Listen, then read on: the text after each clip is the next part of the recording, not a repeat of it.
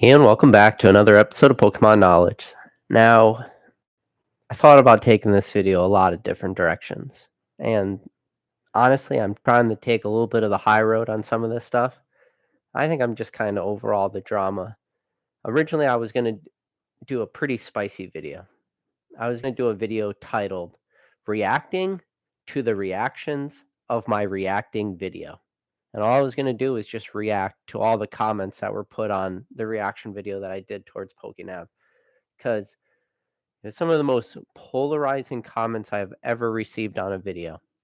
And I noticed one thing, like drastically more than anything else. It was the people who had very strong opinions on that topic always had some sort of vested interest. And usually their vested interest was they usually have their own paywall. They make top 5 videos, stuff like that. But it was just amazing at how polarizing the comments were. And I got comments from one content creator who told me to go back to making lives because reaction videos just, wasn't the right thing for me. Like, I couldn't believe that. I couldn't believe that a fellow content creator in this pokey tubing space wrote to me that I shouldn't make a certain type of video. The most crazy kind of gatekeeping I have ever experienced in my entire time making videos on YouTube. To have another content creator tell me not to make a certain type of video or that I wasn't cut out for it.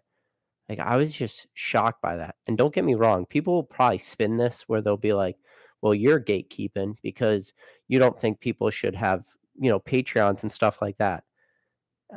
And that's the thing too, is people love to twist your words, where I never have a problem with Patreons. I don't have a problem with Patreons. I don't have a problem with channel memberships. I definitely don't have a problem with like affiliate links and stuff like that. And the reason why is because that sort of Patreons and affiliate links and channel memberships, all it's doing is supporting the content creator. I have nothing wrong with that. The only issue I ever have is content that is hidden behind paywalls. And I hope for everybody out there watching this video, they can make the separation between, content that's behind a paywall and content that's not. So you could have Patreons and all this stuff where you're still giving money to these content creators and like affiliate links out of everything, especially eBay affiliate links, which I don't even have one on this channel. I probably should get one, but I feel like that's the least harmless of all of it because if you don't want to support that content creator, honestly, all you have to do is not click it. It's like the most simple thing. But people will like run with my words and be like, "Oh no, he's against all this stuff." And it's like, "No." And then, when people are always like, "Oh, well, you're calling out this guy because, you were saying he was going to have a Patreon and stuff." And yeah, I call him out because I do believe that he is eventually going to get to that area. But then everybody asks me like, "Well, like what's wrong with that?" And in that video, and every time I've talked about it, I always say the same thing. There's nothing wrong with that. But just don't pretend like you're not going to do something. Like and then, it's crazy like people will be like, "Well, you're not nice to like some of these people or you're hard on them." The guy I'm referring to, I've had him on this channel. I had him on this channel before he had 1,000 subscribers.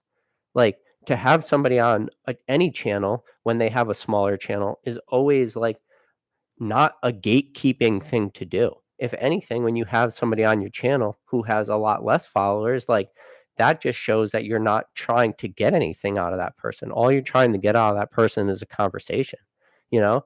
It's just like if I went on some big channel, like, I would get a lot out of it. But if I go on a small channel, like, most of the time, I'm not gonna get anything out of it, but at the same time, I'm gonna get the enjoyment out of it, and I'm gonna wanna do it.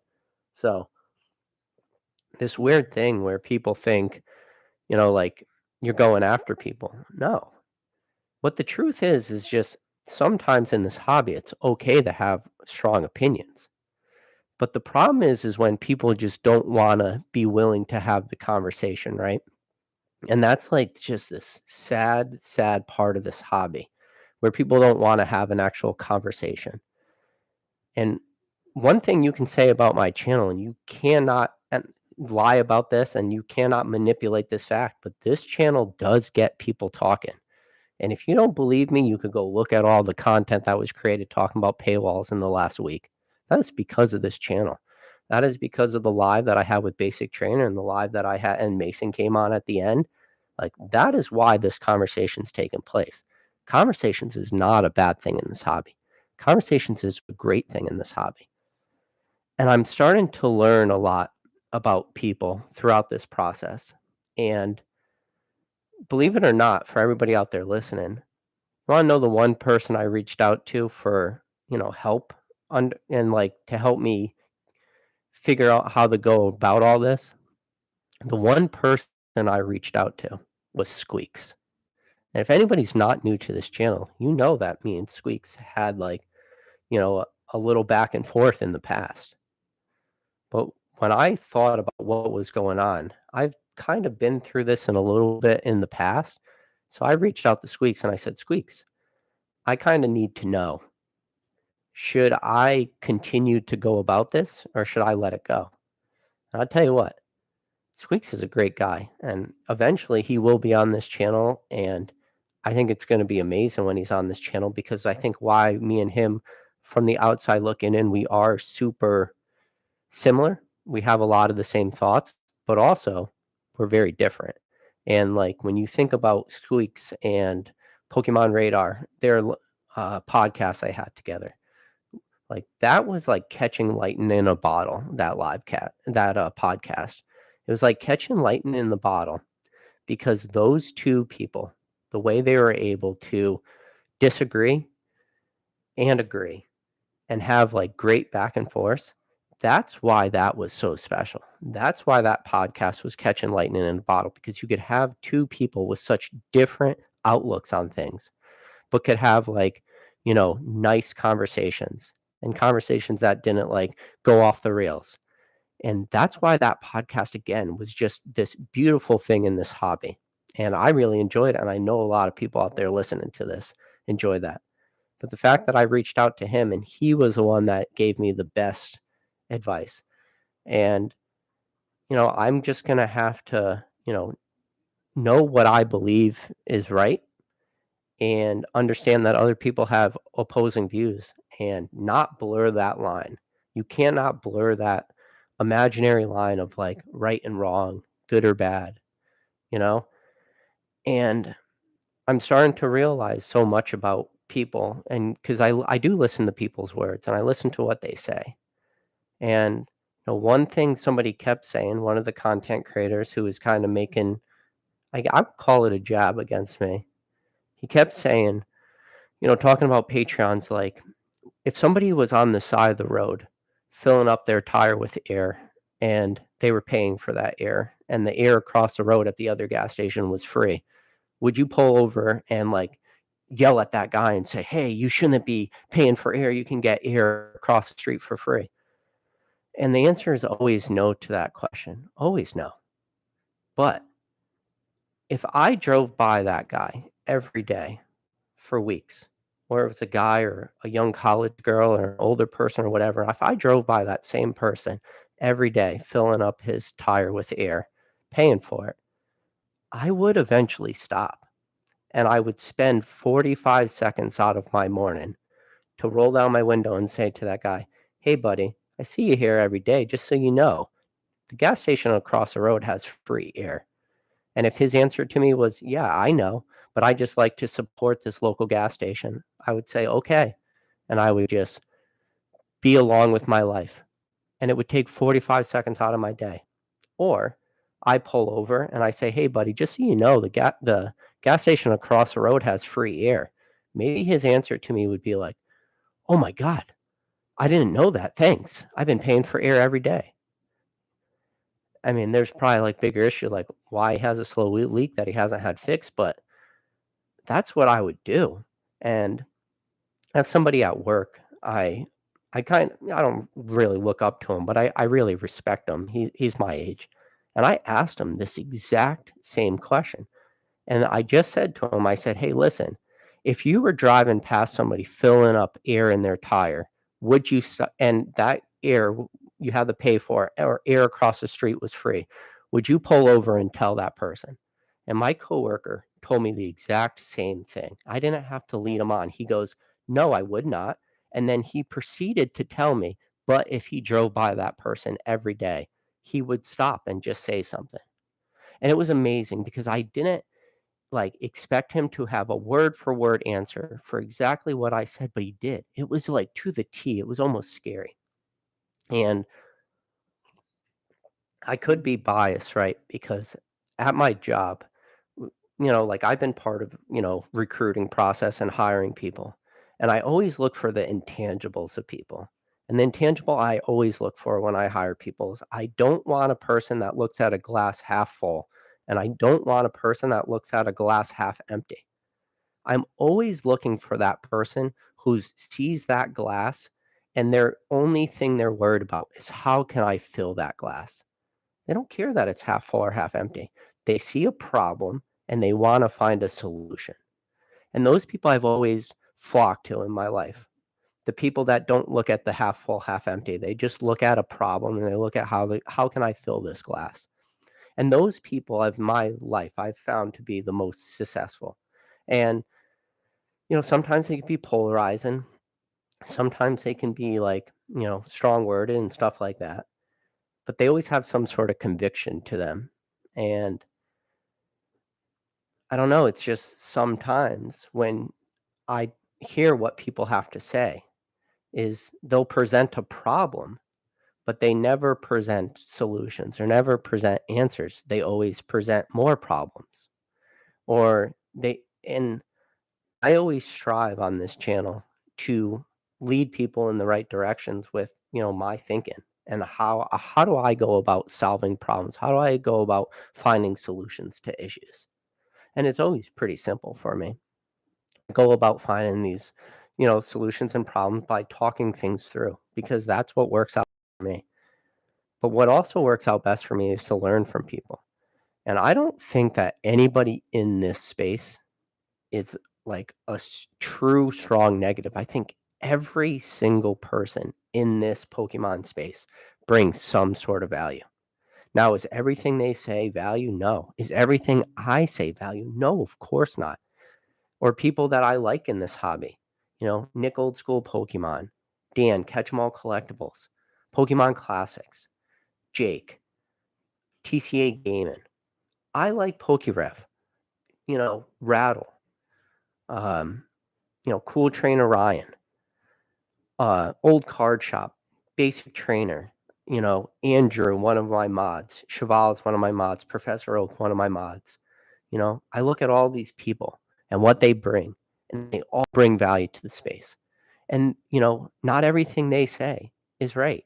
I love having Mason on this channel. I do not agree with everything Mason says. And Mason certainly does not agree with everything I say. I have Swami on this channel. If you guys know Swami, me and him are very opposite with a lot of our thoughts. But at the end of the day, we could come down and we could have discussions and we can be adults about stuff, which I think is the most valuable thing in this hobby. And to hear people say that I'm like hyping up or shilling cards or manipulating markets because I talk about like Skyridge cards a lot. I talk about sets I like because maybe the dollar amounts are a little bit higher.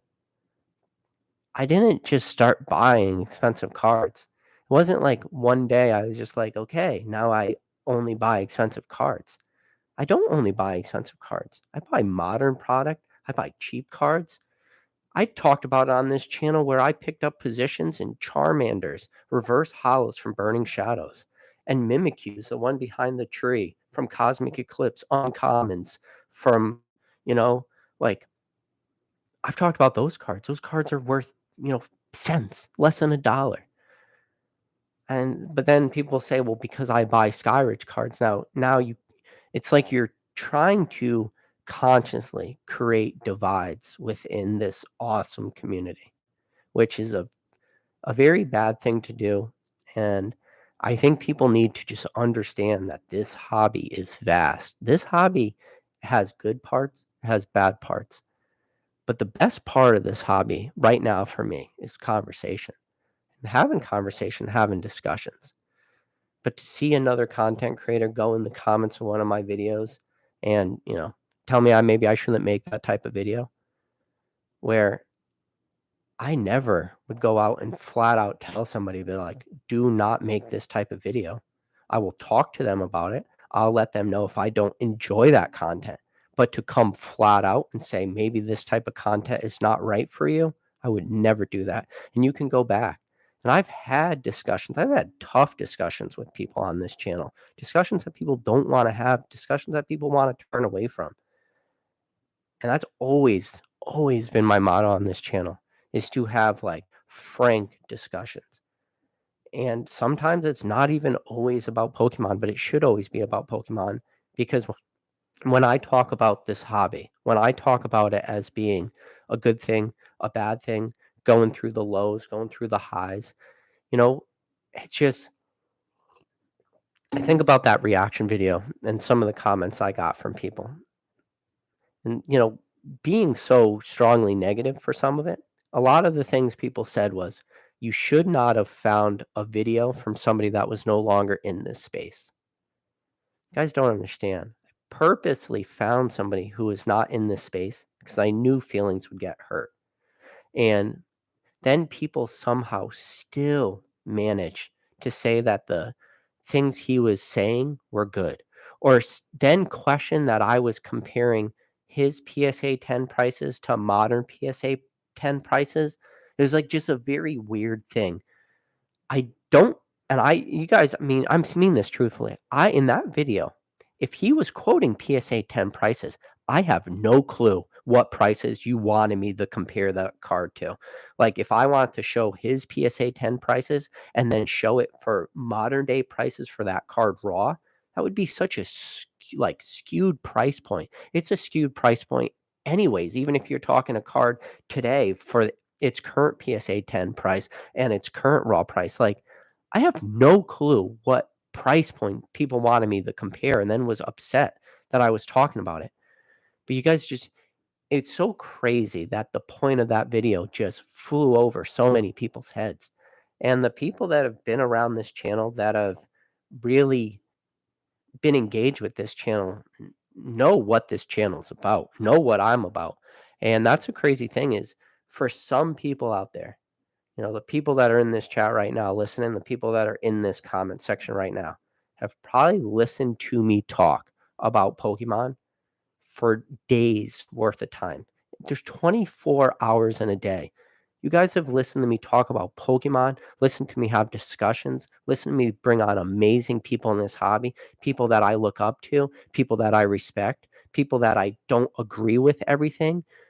But I've had all these people on my channel, and we've had nothing but awesome discussions. There's not a single live I've ever had on this channel that I haven't absolutely loved.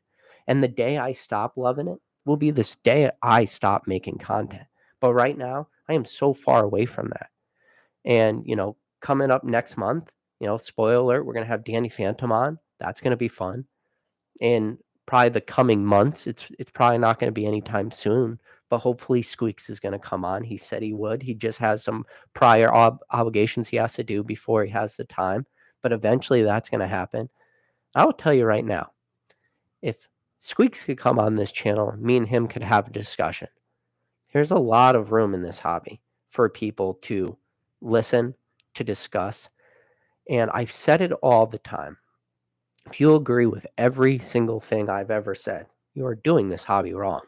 If you agree with anyone and every single thing they're saying, you're probably doing this hobby wrong. You need to take a little bit of every single content creator, every single person that doesn't make content, that's just a collector, an investor, a flipper. Maybe you learn a couple things from a scalper, like where to find product for the Jeep. You just encompass this entire amazing hobby, and then you make it's your own. So you make it your own by pulling a little bit out of everybody. You don't have to go after the cards everybody's buying.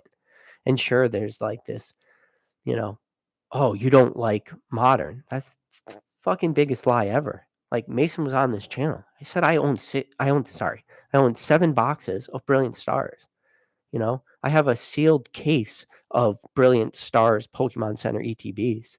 Between those two products, that's 7 booster boxes and 4, Pokemon Center ETBs and multiple 3-pack blisters. And I always collect an art set of the single pack blisters and stuff like that. Like, that is not having a position in Modern, but I just don't talk about it all the time because what I'm doing is for me, and I'm ready for, reprints to come and all this stuff, the ups and downs of the Pokemon market.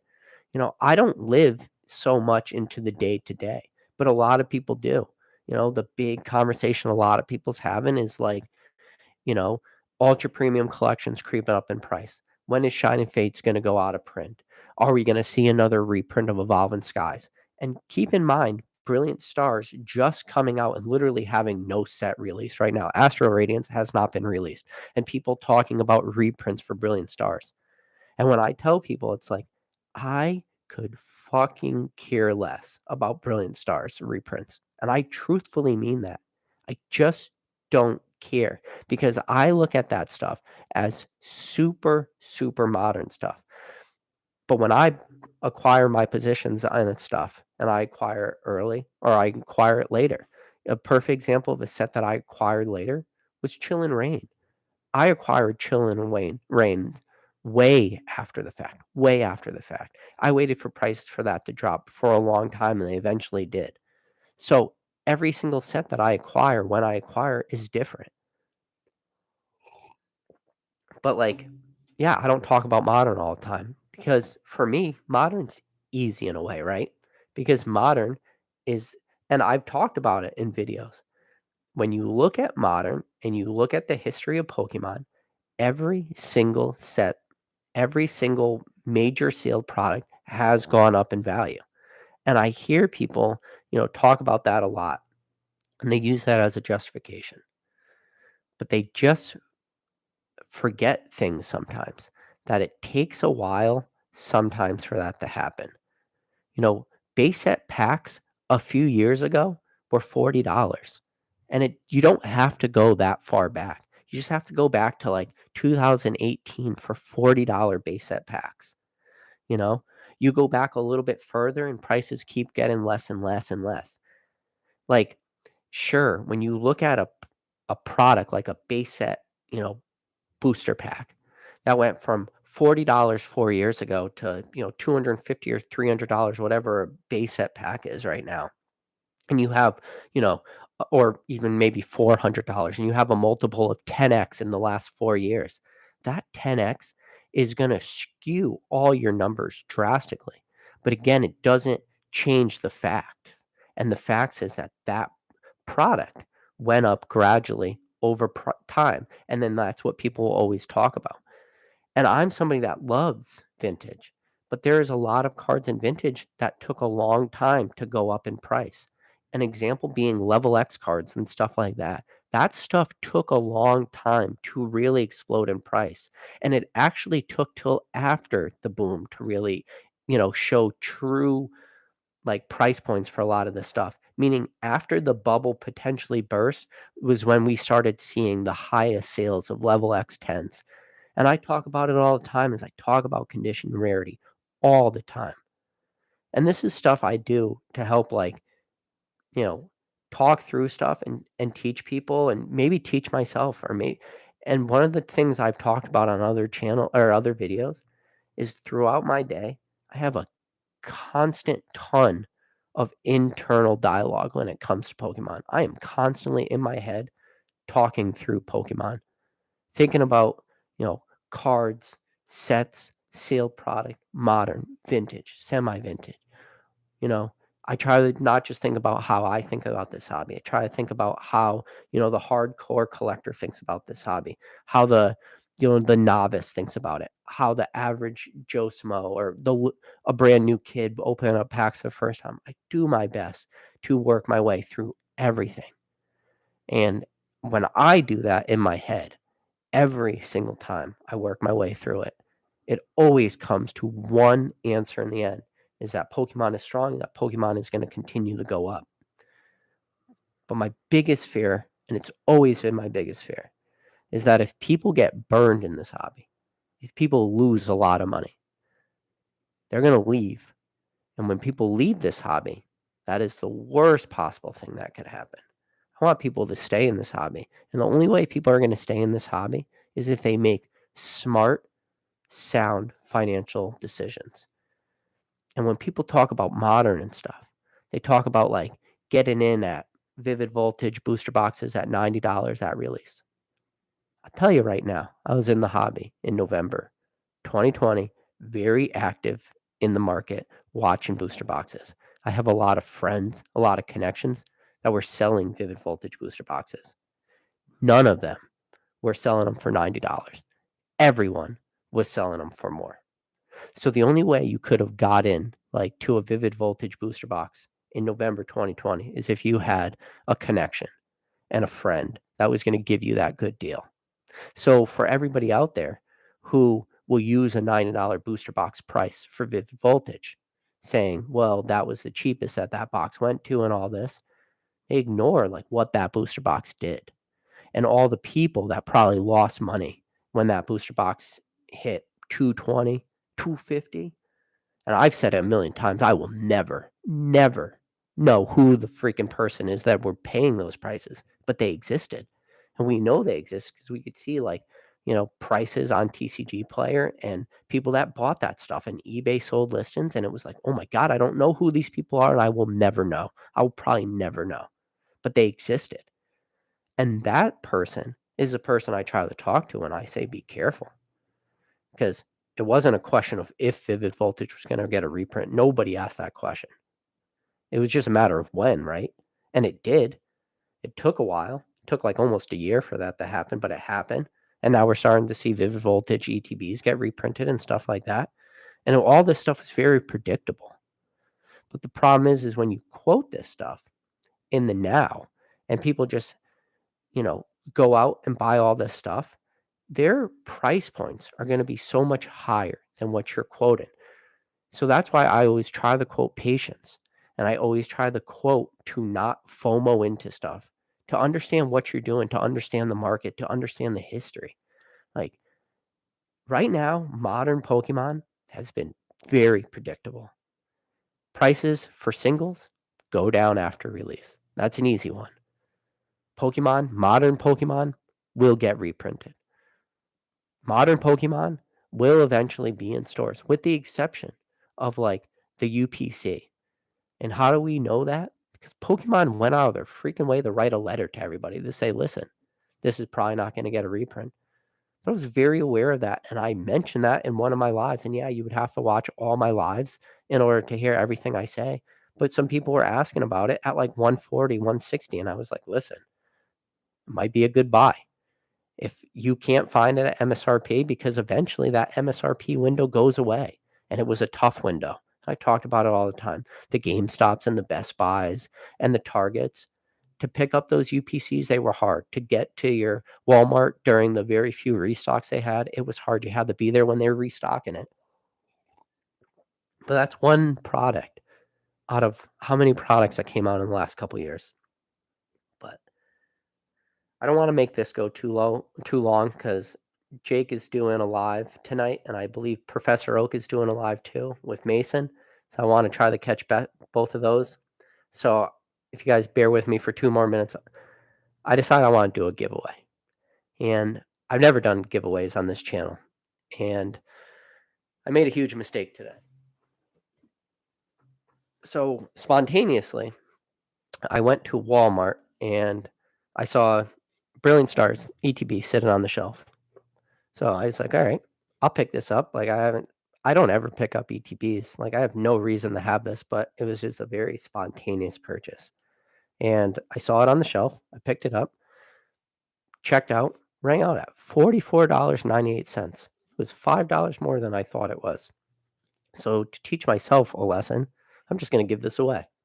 I'm going to do a free giveaway on a video. So I'm going to open this, record it, and this is going to be the thing though. If you want to be involved in this giveaway for tomorrow, all you have to do is comment on this video once it's over and you'll be in it. So it's going to be very different than most videos where like people are doing the box opening and you have to comment on that video. No, In order to be in this box giveaway, you're going to have made it, close to 30 minutes in this video. And in order to know, you have to comment on this video. I pray to God that it's somebody I know in the chat. And I'm going to include this, and I'm going to include a CGC 8.5 energy signed, because I don't think anything sums up Pokemon in 2020 and 2021, or this channel, more than an 8.5 CGC energy card. It's an expedition card, but still. But yeah, and it's going to be fun. I'm going to do this just because I want to bring a little positivity to Pokemon. And you know what? Giving away free stuff brings positivity, and something I never do. And probably in tomorrow's video during the giveaway, I'm going to probably give away a lot more than that. And it's probably going to be to, people who commented on this video, because you guys are my true listeners. You are my true fans, the people that, watch these lives and can make it past the 30-minute mark. But anyways, all you have to do to be entered is the same as every other video. You got to like, you got to subscribe, and you got to comment. But trust me, you really need to comment on this video. Otherwise, when we do the comment picker, you won't win. But yeah, I'll probably be in Jake's stream later tonight. And listen, if you guys are not subscribed to Professor Oak, please subscribe to Professor Oak. He's my mod. He's going to be having his live with Mason tonight. Definitely recommend you, giving him a sub, and I'm going to be back and forth through both of those lives. But don't forget to comment. But for everybody else out there, I'll catch you guys on the next video.